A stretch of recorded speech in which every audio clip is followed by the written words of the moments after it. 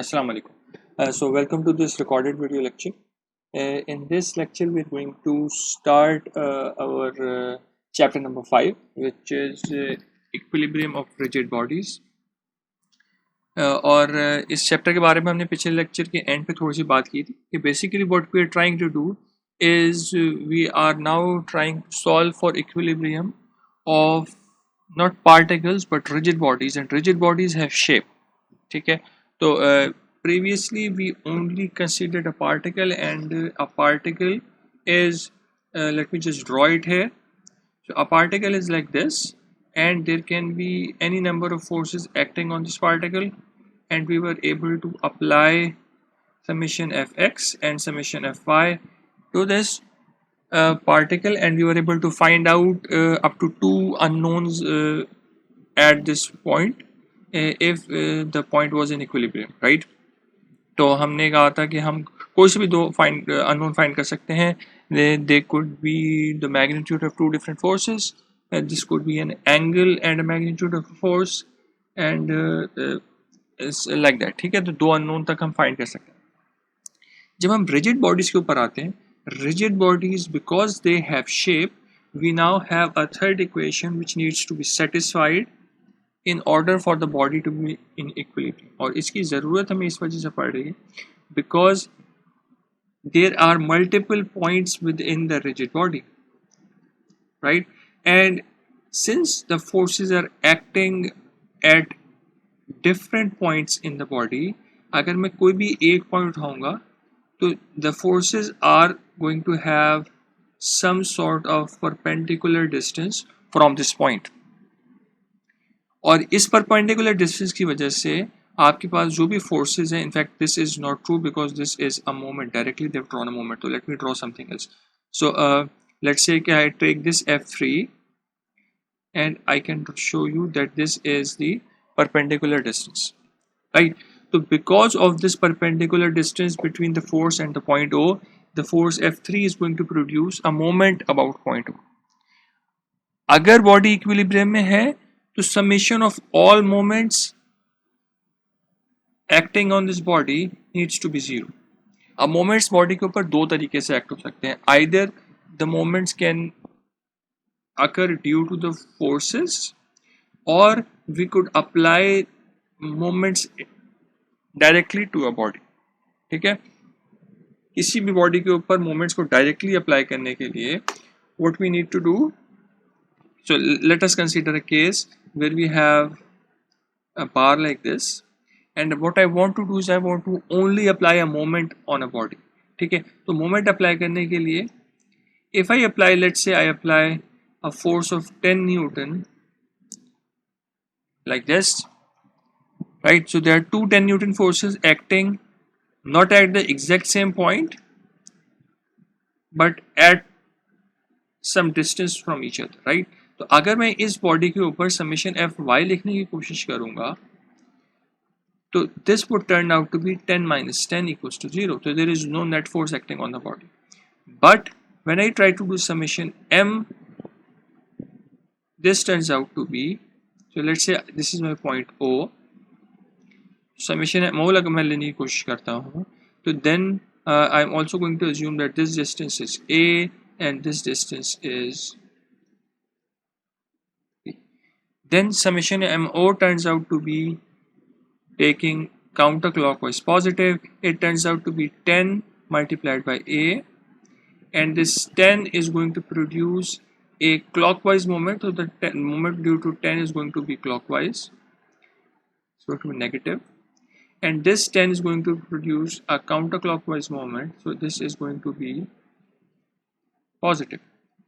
So the moment is not equal to 0 since we know that a is not equals to b. ठीक है, तो the moment turns out to be 10 b minus a, and if we can define b minus a, let's say, as equal to d, this turns out to be 10 times d. इस system को जो यहाँ पे मैंने बनाया है, this system here is known as a couple moment. So there is a couple force. A couple force means that there are two forces of equal magnitude and exactly opposite direction acting on a body and there is a perpendicular distance between the two forces. ठीक है, तो दोनों forces के बीच में एक perpendicular distance है जो कि मुझे पता है. ठीक है, if whenever you have two forces acting on a body and you know the perpendicular distance between the two forces, ठीक है, और दोनों forces का magnitude exactly same है, forces opposite to each other है और parallel भी हैं, in this case you can simply multiply the distance between the two forces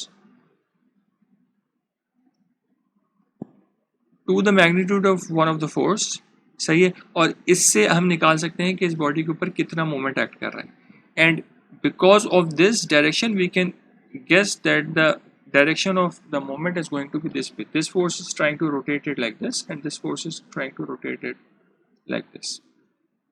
सही है ना, तो इसको कपल मोमेंट कहते हैं. तो we it is possible for us to apply moments directly on a body. ठीक हो गया. अच्छा, आगे चलें. तो बेसिकली इस स्लाइड में हमने ये शो किया हुआ है कि there are now 3 equations which we need to solve in order to study rigid body equilibrium. सही है, तो summation F X summation F Y के साथ अब हमें समेशन एम भी स्टडी करना पड़ेगा. Summation M can be taken at any point. तो if let's say there is a point A, instead of summation mo I could write summation ma equals to 0. The point where you are taking the moment depends on you. ठीक है, और इसके बारे में हम बात करेंगे कि in order to make our life easy we have to decide which point we select for the moment. और हम इस तरह point select करेंगे जिससे हमारी solution में हमें help होगी, और इसकी टेक्निक हम देखेंगे किस तरह करना. आगे चलते हैं. So एक जो चीज़ हमने और देखनी है वो ये है कि we now need to understand कि फिजिकल जॉइंट्स. तो अभी तक हमने जो काम किया है, सो लेट्स से कि हमने कहा कि हमारे पास दो लेट्स से वॉल्स हैं, उनके बीच में there are ropes attached here, there is a weight acting here. तो this is let's say point A, this is B, this is C. सही है, तो there is a connection to the wall here and here. ठीक है, तो यहाँ पे एक कनेक्शन है, यहाँ पे भी एक कनेक्शन है, and point A has all the 3 ropes connected together. तो हम इसकी फ्री बॉडी डायग्राम्स बना लेते थे like this. This was the weight, this was FAC and this was FAP and we solved this thing, right? अब हम ये बोल रहे हैं कि there is a complete body acting on the system. there is a complete body जिसके ऊपर forces act कर रहे हैं. ठीक है, तो if that is the case we now need to also consider कि वो body ground के साथ यानी किसी wall के साथ या किसी surface के साथ किस तरीके से interact कर रही है. ठीक है, इन चीज़ों को हम कहते हैं joints. हमारे क्या हैं, तो हमारे joints जो होंगे उसकी कुछ examples यहाँ पे shown भी हैं आपको. अब इन examples में have a look कि एक bridge की हमने एक example बनाई है, और ब्रिज में for example look at this joint है. What you can properly visualise is that this joint is a roller joint. तो it is just like a cylinder placed under the bridge. इसकी वजह से क्या हो रहा है, इसकी वजह से ये हो रहा है कि जब भी ये ब्रिज हॉरिजॉन्टल मूव करने की कोशिश करेगा this joint is going to allow that. सही है, but this joint is not going to allow the bridge to move in the vertical direction.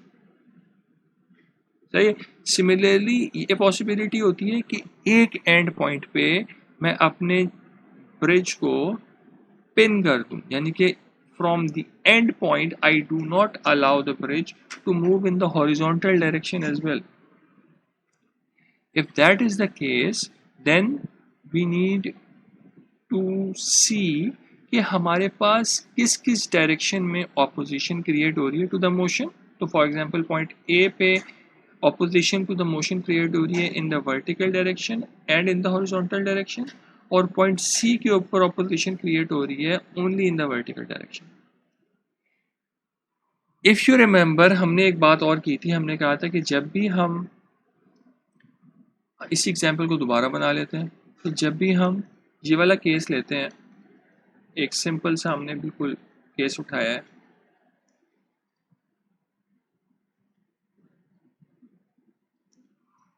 we said कि we do not actually take points B और C to solve for equilibrium of the particles, because point B के ऊपर हमने क्या बोला था, point B के ऊपर since point B is connected to the wall there are going to be forces which are acting due to this connection, ठीक है, at point B. और F अगर मैं पॉइंट बी को ड्रॉ कर रहा हूं तो एक तो एफ ए बी वाली फोर्स आ गई, फिर पॉइंट बी के ऊपर because point B itself is locked at this point, it can not move, but F A B तो इसको पुल करने की कोशिश कर रहा है, तो there needs to be a vertical force acting है जो कि पॉइंट बी के वर्टिकल कंपोनेंट को बैलेंस करे. There is going to be horizontal force जो एफ ए बी के हॉरिजॉन्टल कंपोनेंट को बैलेंस करे, ठीक है.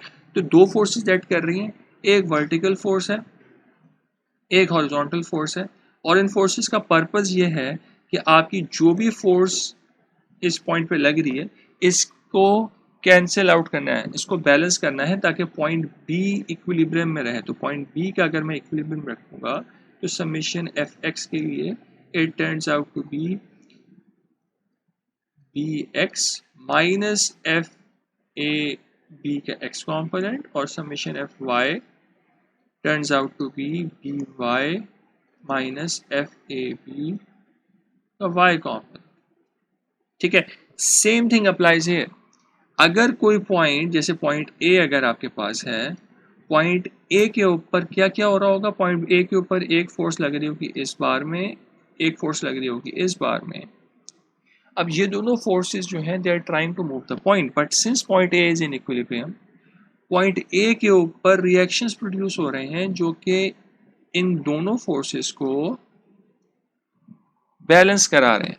तो जिस भी डायरेक्शन में मोशन रिस्ट्रिक्टेड है उस डायरेक्शन में हमारे पास एक रिएक्शन आएगा, ठीक है. तो इसकी फॉर्मली हमने यहाँ पे थोड़ा सा लिखा हुआ है आगे जाके, तो लेट्स सी कि हमने यहाँ पे क्या क्या शो किया है. तो फॉर एग्जांपल हमने एक केस सिंपल से ले लिया कि एक हमारे पास स्ट्रक्चर है which is a simple rigid body कि एक बार है जो कि हॉरिजॉन्टल है and then after some time वही बार की जो डायरेक्शन है वो थोड़ी सी टर्न हो जाती है. This entire thing is a single rigid body.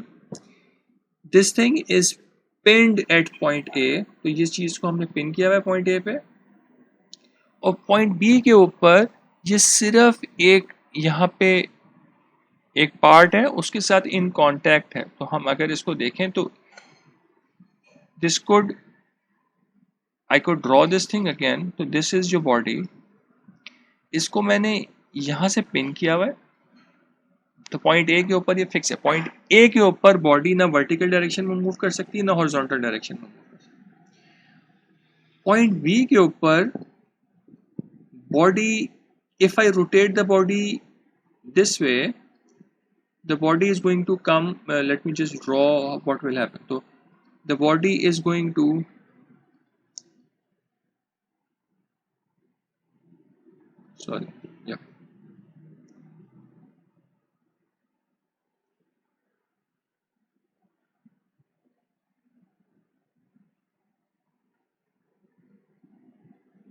the body is going to go like this, right. यहाँ पे हमने पॉइंट बी के ऊपर हमने एक सॉर्ट ऑफ एक सपोर्ट बनाई हुई है. इस सपोर्ट का पर्पस ये है कि ये आपकी बॉडी को इस डायरेक्शन में नहीं मूव कर सकती एट पॉइंट बी, ठीक है. पॉइंट बी के ऊपर body can not move up. Down motion allowed है, अप मोशन अलाउड नहीं है. तो डाउन मोशन अलाउड है आपका बट अप मोशन अलाउड. तो there is going to be a reaction here, but that reaction is only in a direction perpendicular to this surface. तो हमारे पास जो भी सरफेस है जिसके नॉर्मल डायरेक्शन में आप मूव नहीं कर सकते, राइट. तो there is a surface here, इसके नॉर्मल डायरेक्शन में मोशन आपको पॉसिबिलिटी नहीं है, तो you can not move up.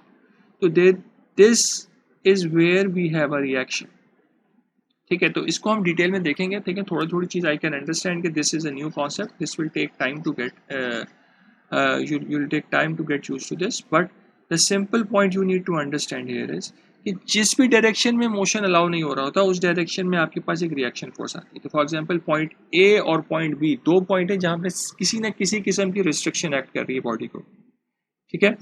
तो इन रिस्ट्रिक्शंस को हमें कैसे देखना है? हमें देखना है ऐसे है कि ए के ऊपर बॉडी हॉरिजॉन्टल भी मूव नहीं कर सकती और बॉडी वर्टिकल भी मूव नहीं कर सकती। तो ए के ऊपर हमारे पास हॉरिजॉन्टल रिएक्शन भी आ रहा है और वर्टिकल रिएक्शन भी आ रहा है।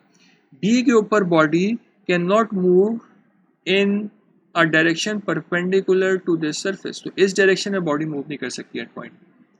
इन दिस केस पॉइंट बी के ऊपर आपके पास रिएक्शन कैसे आ रहा है?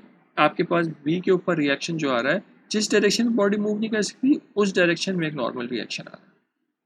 ठीक है, तो इन रिएक्शंस को हमें समझने की ज़रूरत है कि क्या होते हैं। तो उस पर हम अभी पूरे टेबल देखेंगे जिसमें बहुत सारी रिएक्शंस आ रहे होंगे नजर आप। तो हमें क्या हमारे पास रूल है, हम कैसे देखेंगे कि हमें कितने रिएक्शन लगाने? हमें देखना पड़ेगा कि कोई भी सपोर्ट है, कोई भी जॉइंट है, वो किस तरीके से बॉडी को रिस्ट्रिक्ट कर रहा है, मोशन बॉडी का। तो अगर कोई बॉडी किसी भी किस्म की ट्रांसलेशन प्रिवेंट कर रही है, तो जिस डायरेक्शन में भी ट्रांसलेशन प्रिवेंटेड है उस डायरेक्शन में फोर्स एक्ट कर रही होगी। अगर किसी बॉडी की रोटेशन प्रिवेंटेड है तो उस पे एक मोमेंट का रिएक्शन भी एक्ट कर रहा होगा। तो फॉर एग्जांपल हमारे पास दो केसेस नीचे शोन है। एक हमारे पास सपोर्ट है, इसको हम कहते हैं pin joint. Pin joint, if you can visualise this thing, तो it is the rigid body is pinned here, और इस पिन के ऊपर आपकी बॉडी फ्रीली रोटेट कर सकती है। ठीक है, this okay, and the second case is when we have a fixed joint. Fix joint ये है कि अब आपकी बॉडी इस वॉल के साथ परमानेंटली अटैच हो गई है, इस पॉइंट पे रोटेशन भी अलाउड नहीं है। ठीक है, तो this this could be like a beam protruding from a wall. सही, तो अगर आपके पास बॉडी बिल्कुल वॉल के अंदर परमानेंटली आपने ज्वाइन कर दी है, it is not allowed to even rotate freely, तो इस केस में, और जो पिन वाला केस है, इस केस में रिएक्शंस डिफरेंट आएंगे। ठीक है, तो फॉर एग्जांपल पिन का जो केस है आपका, पिन के केस में आपके पास जो रिएक्शंस आ रहे हैं, they are simply F X and F Y.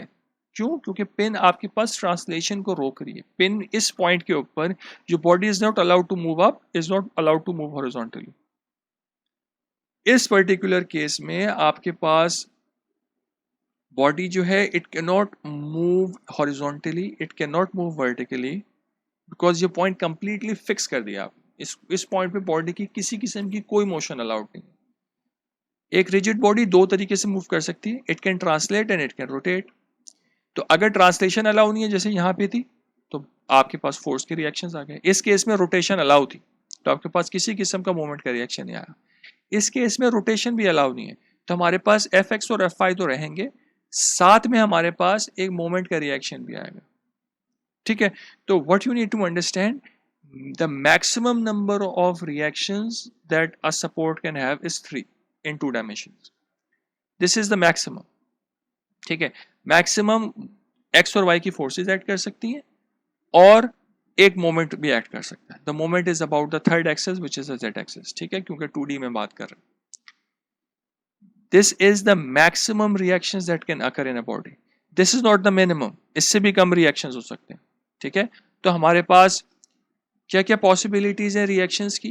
Reactions की पॉसिबिलिटी हमारे पास 4 टाइप की हैं। ठीक है, तो पहली टाइप ये है कि आप एक सरफेस के ऊपर बॉडी को मूव मोशन को रिस्ट्रिक्ट कर रहे हैं। तो for example this is probably very easy to understand. आपके पास दो सरफेसेस हैं, उनके बीच में आपने एक व्हील लगाया, तो व्हील जो है वो फ्रीली रोटेट कर सकता है बिटवीन दिस टू सरफेसेस, और आपने उस व्हील के साथ एक रॉड को पिन किया हुआ है। ठीक है, तो अगर मैं रॉड को देखूंगा तो rod, because of this wheel, the rod can move freely in this direction along the surface, body बहुत freely move कर सकती है। ठीक, तो what we are saying is कि translation जो है हमारे पास restricted है normal to the surface। हम इस बॉडी को अलाउ नहीं कर रहे कि वो इस surface के normal move कर सके, तो this motion is not allowed, but parallel to the surface the motion is allowed। तो चूंकि हमारे पास नॉर्मल मोशन अलाउड नहीं है, the reactions that we are getting are normal to the surface. What they are saying is you can draw the reaction up way and also the downward direction as well, दोनों तरीके से draw कर सकते हैं। Again the direction is itself is not important, because आपके results जो हैं वो पॉजिटिव और नेगेटिव ऑटो करेक्ट कर लेते हैं अपने आप को।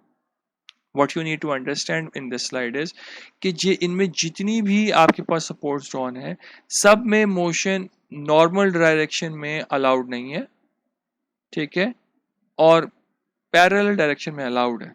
तो जरूरी नहीं है कि आपके पास किसी किस्म के व्हील की अरेंजमेंट हो, it could just be a slider. तो आपकी रॉड जो एक सरफेस के ऊपर स्लाइड कर रही है, ठीक है, तो इन दिस केस अगेन आप normal to the surface motion allow नहीं कर रहे, बट बॉडी जो है पैरेलल डायरेक्शन में सरफेस के ऊपर स्लाइड कर सकती है, ठीक है। It could be sort of like a collar, कि आपके पास एक बार है, उसके ऊपर आपने एक हॉलो पाइप लेके लगाया, तो ये हॉलो पाइप इस बार के ऊपर कंप्लीटली ट्रैवल कर सकता है इजीली। तो इस डायरेक्शन में ये पाइप जो है आपके जो आपका बार है उसके ऊपर ट्रैवल कर रहा है, ठीक है। इसके साथ मैं एक रॉड अटैच कर दूं, पिन कर दूं उसके साथ एक रॉड, तो क्या होगा कि ये रॉड जो है इस बार के along the rod can freely travel, but normal direction में the rod is restricted, it can not move in the normal direction, सही है। But because also this is pinned here, तो बल्कि let me just use a different colour for this.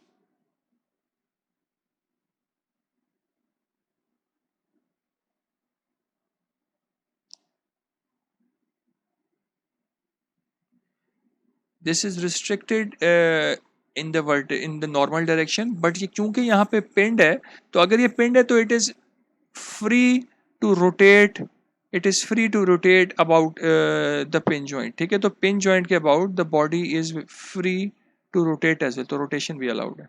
तो हम कह रहे हैं रोटेशन अलाउड है, ट्रांसलेशन अलाउड है parallel to the surface, translation restricted है normal to the surface. So जिधर जिधर रिस्ट्रिक्शन है उस डायरेक्शन में हमने रिएक्शन अप्लाई किया हुआ, सही।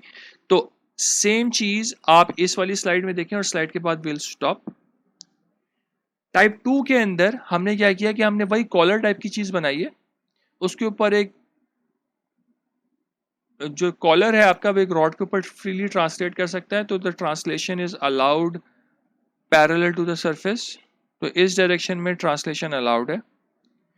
नॉर्मल डायरेक्शन में ट्रांसलेशन अलाउड नहीं है, बिकॉज ये कॉलर जो है ये इस रॉड के ऊपर आपका फिक्स है, तो it is not allowed to rotate, it is not allowed to translate, ठीक है। और 2D प्लेन के अंदर अगर मैं इसकी रोटेशन देखूंगा, तो 2D प्लेन के अंदर रोटेशन, मैं इसकी रोटेशन थर्ड डायरेक्शन में नहीं देख रहा, ठीक है। I am not trying to see ये बॉडी इस बार के अबाउट रोटेट करने लगे, तो I am not trying to see that, I am just trying to see कि अगर इस बॉडी को मैं 2D प्लेन के अंदर रखते हुए ट्रांसलेट करवाऊं, तो is it possible for this body to translate to and fro like this, sorry rotate to and fro like this, rotation की बात कर रहा था, सॉरी। मैं अगर इस बॉडी की रोटेशन में चेक करूं in the 2D plane, is it allowed? It is not allowed, because यहाँ पे पिन जॉइंट नहीं है, यहाँ पे फिक्स्ड जॉइंट है, सही है।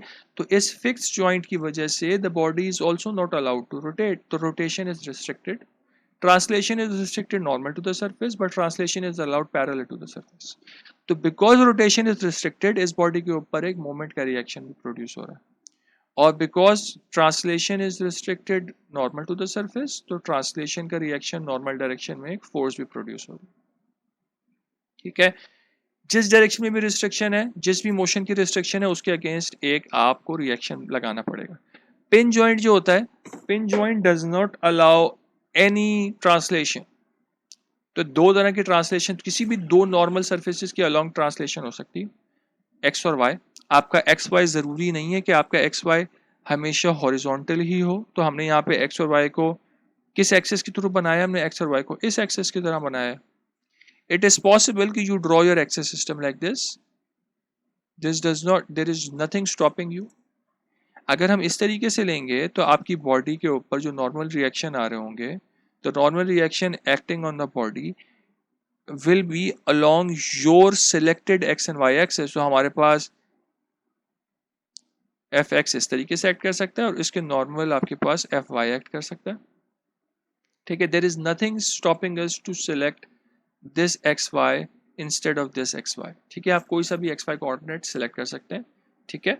तो this is how we basically select this thing, ठीक है। कि हमने पिन जॉइंट बनाया, पिन जॉइंट के ऊपर कोई भी एक्स वाई सिस्टम है, उस एक्स वाई सिस्टम के हिसाब से हमने बॉडी के ऊपर दो नॉर्मल रिएक्शंस जो दो रिएक्शंस जो एक दूसरे के नॉर्मल हैं वो एक्ट करवाएं because the body is pinned. ठीक है, पिन जो होती है वो हर किस्म की ट्रांसलेशन रिस्ट्रिक्ट करती है, तो वो हमने यहाँ पे शो कर दी। फाइनली फिक्स सपोर्ट जो होती है that allows no motion in at that point. तो अगर पॉइंट ये वाला पॉइंट है, इसके ऊपर हर किस्म का मोशन रिस्ट्रिक्टेड है, तो इस पॉइंट के ऊपर you are going to have all the reactions available. तो आपके पास रिएक्शंस आएंगे फोर्सेस के इन दो डायरेक्शंस, टू डायरेक्शंस में, नॉर्मल डायरेक्शंस में एक्स और वाई, और तीसरा since rotation is also not allowed तो एक मोमेंट का रिएक्शन भी आएगा। सही है। तो लेट अस स्टॉप हियर। कल की क्लास में we are going to start with drawing free body diagrams of the system and then we are going to solve a problem. ठीक है, थैंक यू वेरी मच।